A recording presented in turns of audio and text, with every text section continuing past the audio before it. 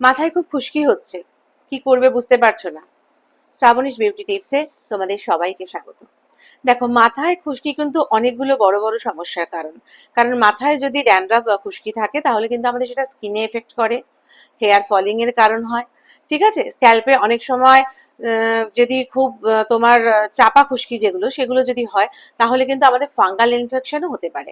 সেজন্য মাথায় যদি খুশকি থাকে সেটা কিন্তু দূর করা ইমিডিয়েটলি খুব প্রয়োজন। ঠিক আছে, তো তোমরা ঘরোয়া কি করবে, স্নানের আগে টক দই নেবে, তার মধ্যে মেথি গুঁড়ো করে, হ্যাঁ, মেথিটাকে ভালো করে শুকনো তাওয়া বা শুকনো কড়াইয়ের মধ্যে কিন্তু ভেজে নেবে, ভেজে নিয়ে সেটা গুঁড়ো করে রেখে দেবে। এবার পরিমাণ মতো তার সাথে 3-4 চামচ মেথি গুঁড়ো মিশিয়ে নেবে।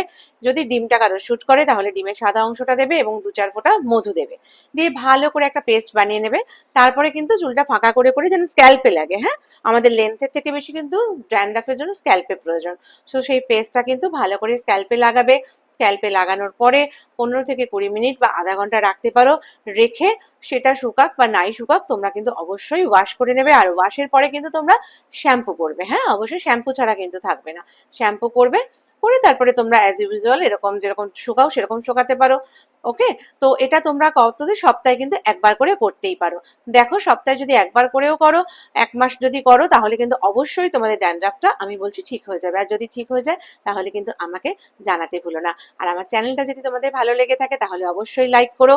আর আমার এই হোম রেমেডিস গুলো যদি ভালো লেগে থাকে তাহলে তোমরা অবশ্যই সাবস্ক্রাইব করতে কিন্তু ভুলো না, যাতে সঙ্গে সঙ্গে তোমাদের কাছে নোটিফিকেশনটা পৌঁছে যায়।